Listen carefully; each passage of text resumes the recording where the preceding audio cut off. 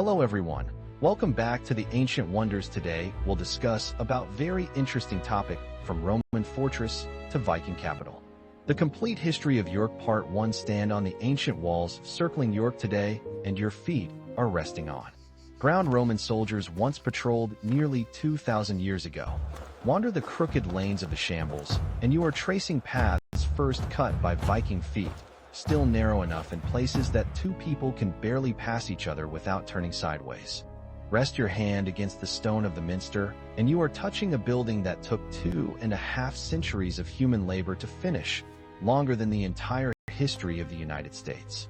This is a city that simply refuses to disappear. Emperors have drawn their final breath inside these walls. Kings have ruled an entire nation from this exact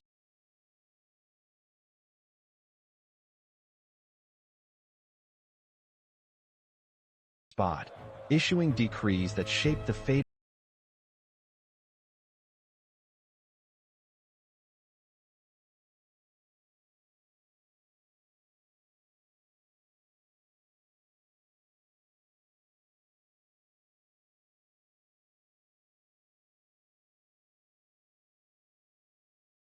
of millions who would never once set foot inside the city itself.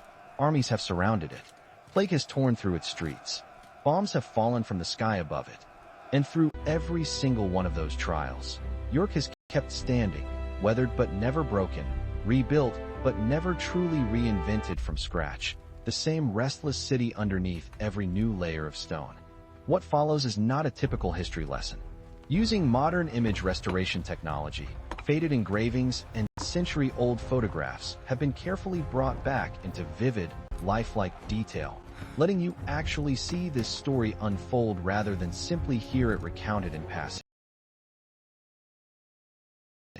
This is York, 2,000 years compressed into one continuous journey, a single thread running from Roman sandals to modern sneakers on the very same cobblestones. Let's step back to where it all begins. The year is 71, and the Roman 9th Legion is pushing deep into hostile northern territory, chasing down British tribes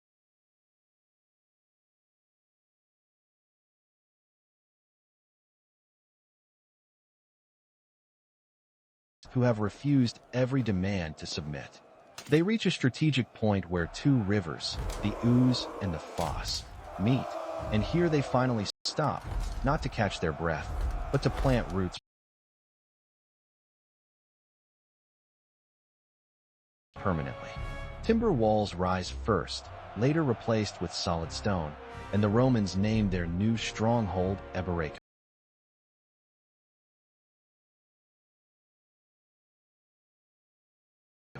5,000 hardened veterans, men who have fought across the length of the empire, settle in and begin constructing bathhouses, barracks, temples, and administrative halls. This is no temporary camp thrown together for a single winter. This is the opening chapter of an actual city. Yet something happens in the early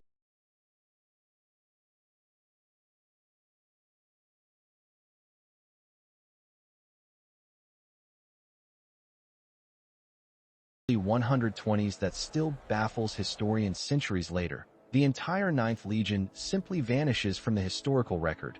5,000 soldiers along with their standards and records gone without a clear trace.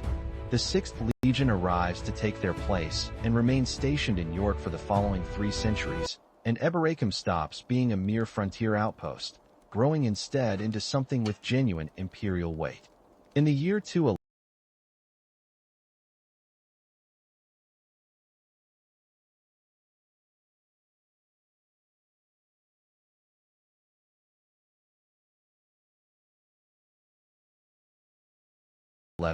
Emperor Septimius Severus arrives in York fresh off a campaign against the Scots, already old, exhausted,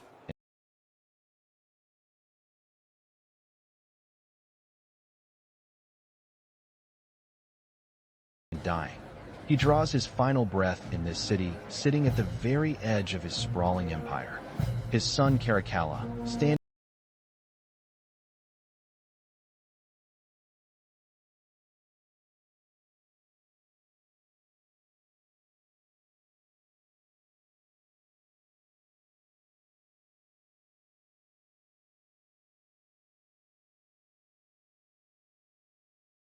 landing in York in the aftermath, makes a decision with lasting consequences, declaring this northern fortress the capital of Britannia Inferior, placing half of Roman Britain under direct governance from York.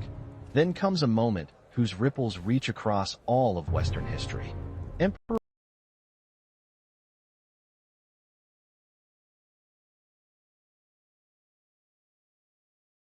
Constantius dies in York in the year 306, and his soldiers immediately proclaim his son Constantine the new emperor on the spot. Constantine goes on to do far more than simply rule, legalizing Christianity after centuries of brutal persecution, relocating the imperial capital to Constantinople,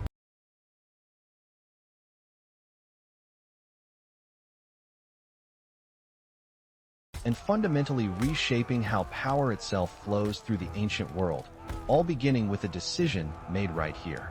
In York, a city that today still honors him with a statue standing just outside the minster. In the year 314, York already has a bishop attending major church councils, proof that Christianity here is no longer merely tolerated but rapidly becoming the establishment itself, transforming a city born as a military garrison into a genuine and lasting center of both faith and imperial authority for the entire region. When Rome eventually withdraws its forces from Britain roughly a century later, the greatest empire the ancient world has ever known begins crumbling into pieces. Yet York refuses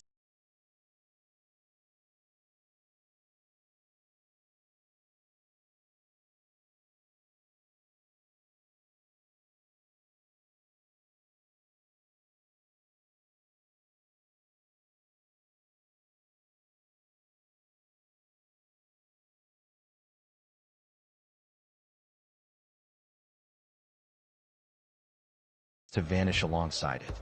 The Roman walls slowly deteriorate, their stone repurposed for newer buildings, the carefully engineered streets gradually swallowed beneath mud and fresh construction. But the people themselves remain, stubborn as ever, unwilling to let centuries of memory simply wash away with the empire that once ruled them. The incoming Anglo-Saxons do not conquer an empty, abandoned shell of a city. They inherit a living one, reshaping Eboracum into what becomes Jórvík. Across 2 centuries, the settlement quietly adapts to a world without Roman infrastructure, until Easter Day in the year 627,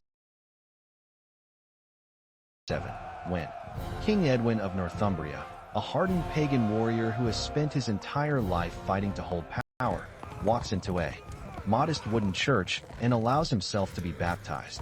One man's personal conversion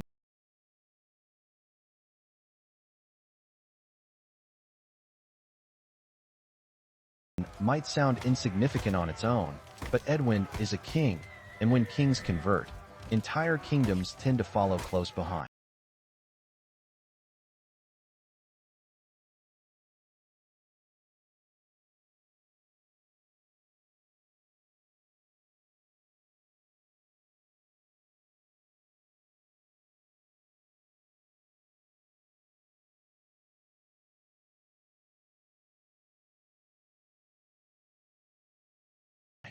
Christianity spreads across Northumbria,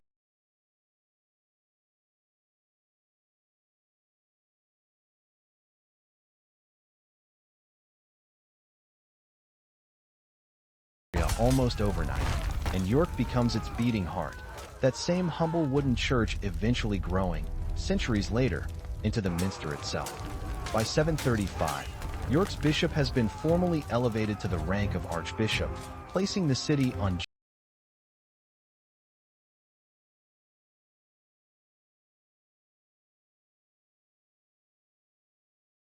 genuinely equal religious footing, with Canterbury and Giving England not one but 2 major centers of Christian authority for the very first time in its history. Soon after this, York produces a single remarkable mind whose influence will ripple across the entire European continent for generations to come. Alcuin becomes master of the York School in 778,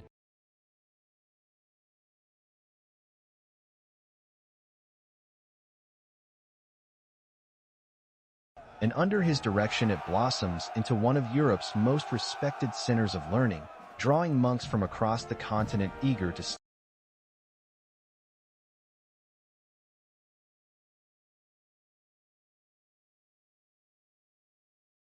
study within its walls. When Charlemagne himself needs someone capable of overseeing education throughout his vast empire, he specifically chooses Alcuin, pulling him part two straight out of York. This period marks a genuine golden age of learning for the city, one where York keeps the flame of knowledge burning steadily even as much of Europe struggles through the darker years following Rome's collapse. But across the cold waters of the North Sea, other men are quietly building ships and sharpening blades, having heard whispered tales of English monastery wealth, gold gleaming inside churches, riches simply waiting to be claimed. They are coming, and nothing standing in York will be able to stop them. November of 866 arrives,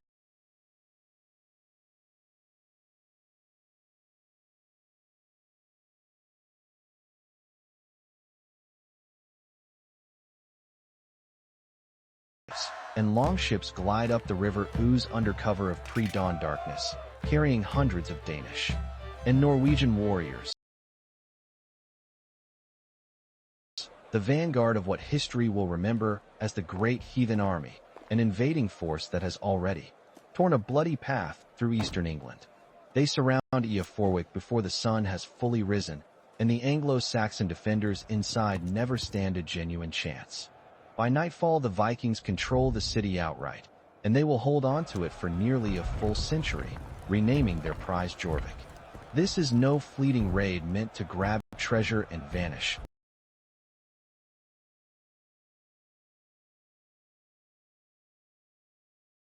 This is deliberate, permanent colonization. Viking families put down roots here. Craftsmen open workshops along the narrow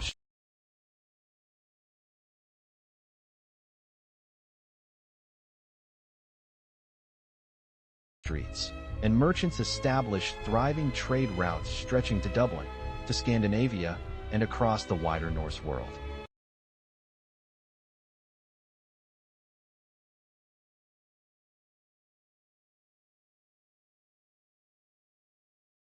Archaeological excavations at Coppergate during the 1970s uncover Viking-era streets so remarkably well preserved that leather from their workshops, timber from their buildings, and even seeds from their gardens survive intact after 1,000 years buried underground. Jórvík grows into one of the most significant cities anywhere in the Viking world, home to as many as 10,000 people at its height, and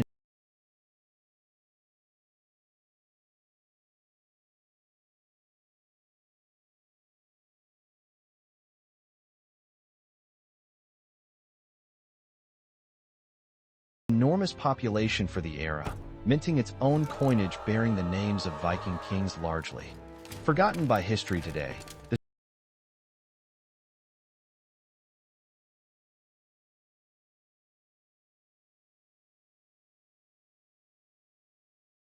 streets humming constantly with the work of metalworkers, jewelers, wood carvers, and leather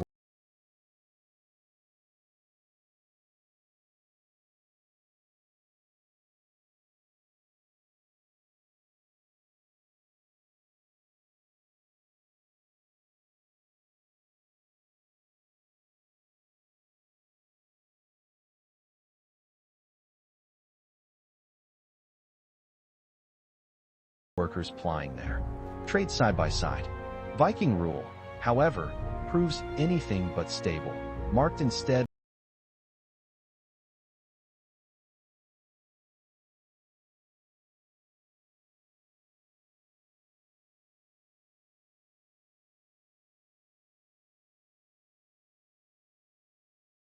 by a constant churn of rising and falling kings, the very last of whom carries a name that tells you everything worth knowing about the brutality of the era, Eric Bloodaxe.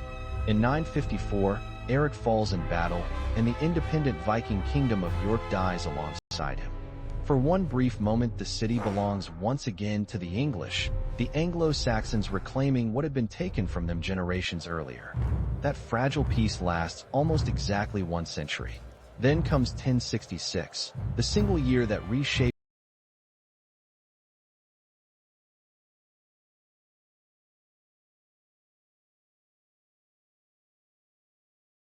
the entire course of English history.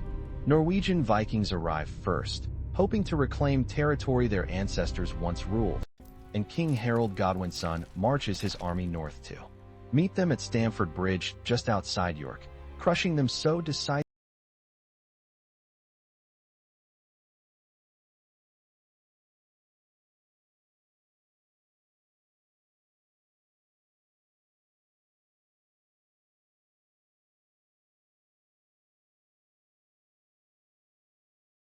that the Viking Age in England effectively ends on that battlefield.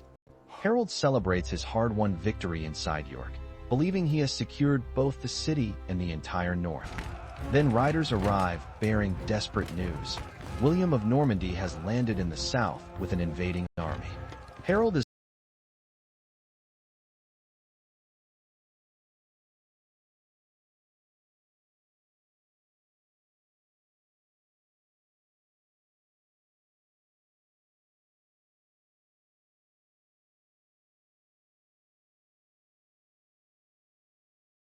forced to march his exhausted men 200 miles in just 4 days, arriving at Hastings utterly spent, where he dies with an arrow through his eye, or so the enduring legend claims.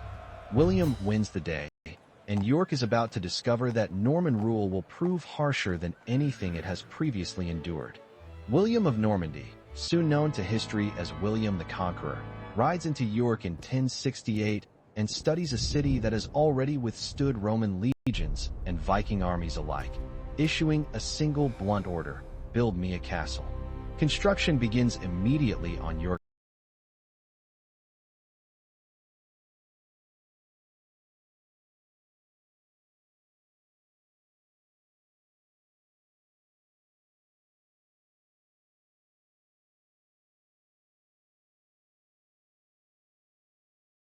Castle, and William stations a garrison there as a permanent reminder of exactly who now rules England. The people of York have other ideas entirely. In 1069, they rise up in open rebellion, allying themselves with an invading Danish force, storming the castle, and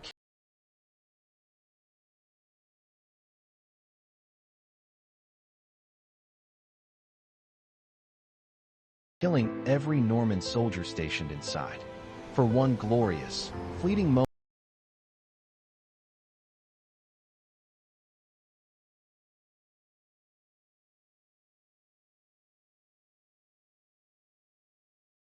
the city tastes freedom again.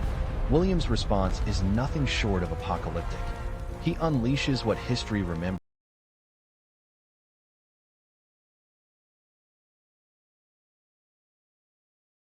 as the harrying of the North, a deliberate campaign of total destruction stretching from York all the way to Durham, his soldiers burning every village, every farm, every field they encounter, slaughtering livestock, destroying stored food, and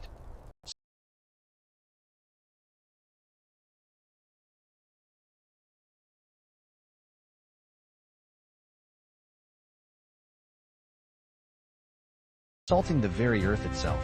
Contemporary chroniclers struggle to find words adequate to the horror they witness. Thousands starve to death, and some are driven to cannibalism in their desperation. Yorkshire is reduced to a wasteland. William rebuilds York Castle once more, and this time no rebellion follows, the message having landed with unmistakable clarity: defy him, and he will reduce your entire world to ash. Yet life slowly, painfully begins to return. Trade resumes. The Minster itself begins its long transformation from a modest timber Anglo-Saxon church into a soaring stone Norman cathedral, and York unexpectedly gains a saint of its own. In 1153, Archbishop William returns from years spent in exile, and the entire city turns out to welcome him home. So, many people crowding onto U's bridge for a glimpse of him that the bridge itself collapses, hurling hundreds of people into the river below. Remarkably, not a single person dies, and this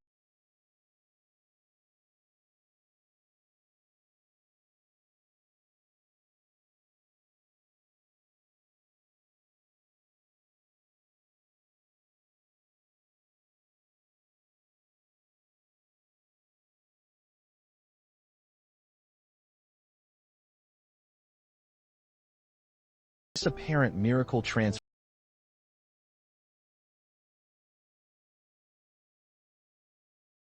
William's eventual tomb inside the Minster into a major pilgrimage destination, drawing visitors from across England. But 1190 brings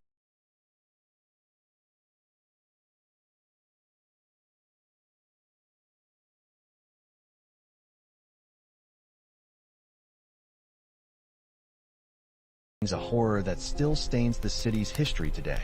As England prepares for the Third Crusade, waves of anti-Jewish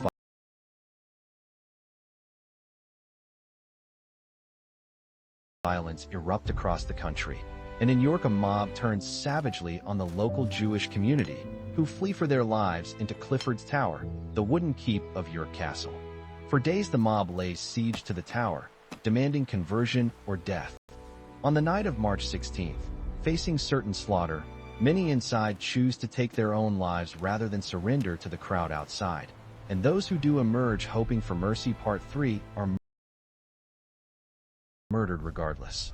Roughly 150 people die that single night, the exact number lost to history, though the shame of it never fully fades. York by this point is wealthy, powerful, and closely tied to royal authority.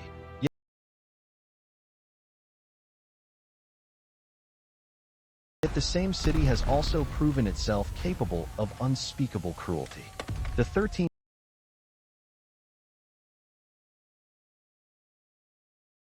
century tests the city in altogether different ways.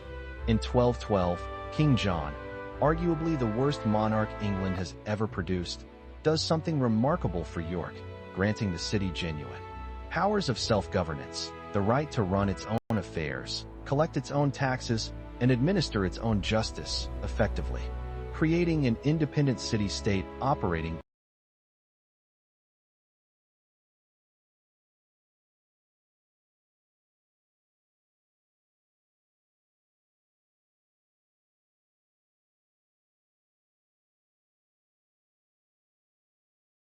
within England's borders. This is no act of charity, it is shrewd business. Since York has grown staggeringly wealthy through the wool trade, its finished cloth among the finest available anywhere in Europe. With that